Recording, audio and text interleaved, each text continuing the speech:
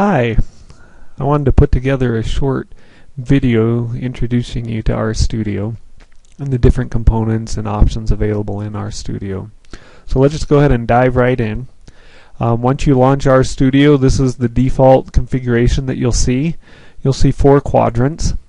In the lower left quadrant, that's where R is actually running. You see the R console down here, and I can enter commands as I wish. So for instance, let's say I wanted to pull in a data set called empty cars. I can go ahead and type that, hit enter, and you'll see it loads it up here in my environment. Now if I wanted to just take a look at the first few lines of that data set, I can use the head command and hit enter again. One of the handy features that you'll notice here in the console, and I use this a lot, is the history. I can retrieve the history using the up arrow. So you can see I can see all my past commands. Every time I hit the up arrow, I could go back down and scroll through them. If I've got a command on the line that I want to get rid of, escape will clear my command line. So let's just show you how history can be useful. If I want, this data set has a bunch of different cars in it, and one of the attributes is the number of cylinders. So if I wanted to extract out all of the cars with 8 cylinders, I can subset the data and give it some parameter to pull out just the cars with 8 cylinders. When I hit enter, let's say I now want to store a variable with all the 6 cylinders, I hit up. See, I can hit down to clear, hit up again, modify the line so it's appropriate, hit enter. If I want to pull out the 4 cylinders, I hit the up arrow, and then I can modify the line and hit enter. So you'll see I'm hitting up arrow 3 times, hit down arrow 3 times. I've got all those commands in my history. And so a lot of times it saves you time to actually just go back up in your history and modify a line. You'll also notice when I did the subset command, it brings up, it does kind of the command completion. It'll bring up available functions with what I've typed. It'll also prompt you for the parameters. Now, it could be better as far as the parameters that you need to enter in, but it does get you started.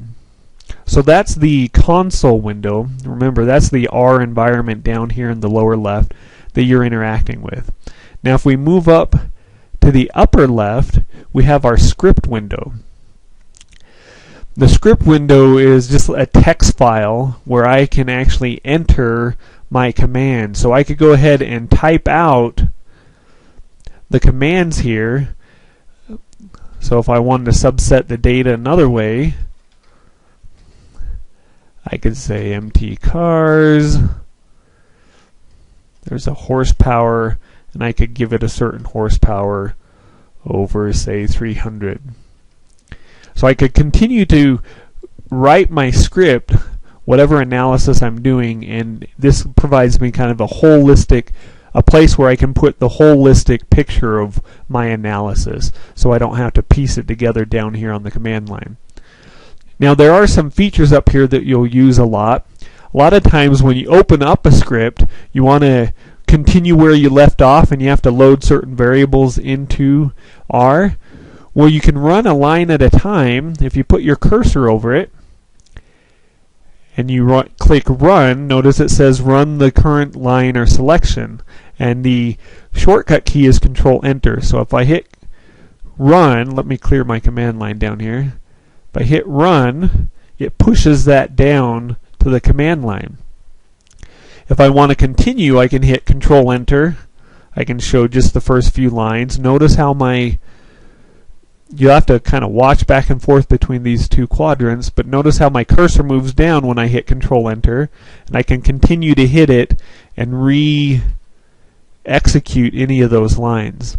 Now there's different flavors to that.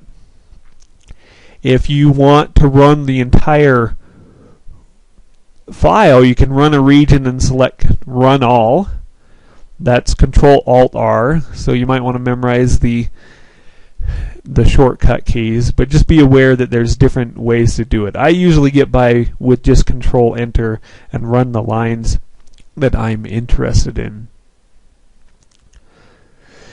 Now, one thing you can do if you've figured out how you want to, let's say I wanted to subset the data and I type something down here on the command line, horsepower is greater than let's see, 250. Once I've got it here, I can highlight it, copy it, and paste it back up here. That's the best way that I know of to get stuff from the command line down here up into your script file. Now when we're going the other way, obviously you've seen I can hit Control Enter and it sends it to the R console. So that's the script window up here in the upper left. Let's move to the upper right, and our first tab in the upper right is our environment. It shows us all the variables that we have available that are loaded into the environment. So when I created the different cylinder variables, they became part of my environment. If I expand these arrows, you'll see that these are all the columns available in cylinder 4. And it'll show you the miles per gallon, the cylinders, the horsepower, and it shows you what type each column is. So these are all numeric types. If it was a string or a character, it would say CHR here. If it's a factor, you'd see a factor. And there's different varieties and flavors that you'll see up here. This basically is the same thing as if I run the structure command. So if I do structure cylinder 4 and hit enter, you'll see that it maps up here, down here. It's the same thing. So it's just showing you the structure of the data. If I expand MT cars, you see the exact same columns. Now you may be wondering what's the difference between them. Well, the difference is the number of observations. Notice this has 32 rows. There were only 14 of those rows that had 8 cylinders, 7 had 6 cylinders, and 11 had 4. So I've just subsetted the data. The next tab that you'll use a lot, well, and by the way, if I click on any of these, the labels, it'll bring up a tab over here in my upper left quadrant that'll display the entire data. So that can be handy as well. The next tab is my history tab. Now that's connected to my up arrow and down arrow scrolling down here in my R console. So you can see the last command that I actually executed when I viewed that data, when I clicked on it, was my view, and you can see it down here. If I hit up arrow twice, that's my structure command. You see it next on the stack. And so I can take any of these. If I highlight one of them, let's say I wanted to create a plot, and I had done that previously, I could hit highlight it and click to console, and it sends it down here to the console. Then I can hit enter and it'll plot it over here. Or I could hit, let's get it on a new line over here in my script. I can come over here, select something. This command right here actually clears my environment, so I won't run that. But let's say we want to run my structure command again. I figured out that that works. I need it in my code. I can click on to source, and now it pops up over here in my source.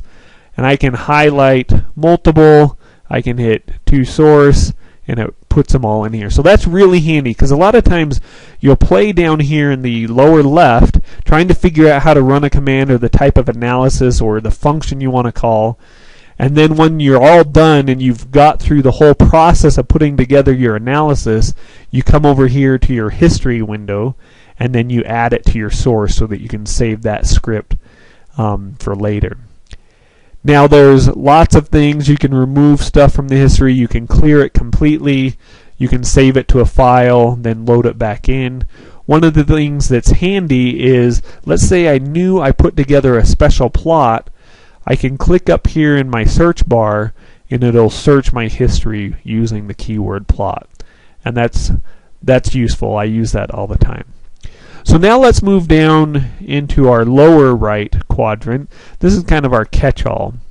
So as you've already seen, I can plot things, and they'll show up over here on the plot tab. So if I wanted to do a more simple plot, I could do, let's see, MT cars, and I'll plot the horsepower against the Cusack. I don't remember what that is. But once you execute your plot command, it'll show up over here. Now what you can do is you can zoom on it. It'll pop it out so you get a bigger view of it. That's handy. You can also iterate back through your plots, all the ones you've executed, and you can move back and forth. You can delete the plot. You can just clean it up and clear all plots. Then you can export the plot. So this I do a lot of times, like when I'm writing research papers or reports. You just click on Save as Image. You can select the image type. You can browse to the directory that you want to save, and then you can give it a file name and click Save, and then it'll save it away in that file format. There's also a Files tab. This is just kind of like Windows Explorer to browse your files, and they just bring it in to the R environment. To be honest with you, I usually do all my file manipulation and browsing through the Windows Explorer, the operating system. This Packages tab, if you're not familiar now, you will be soon.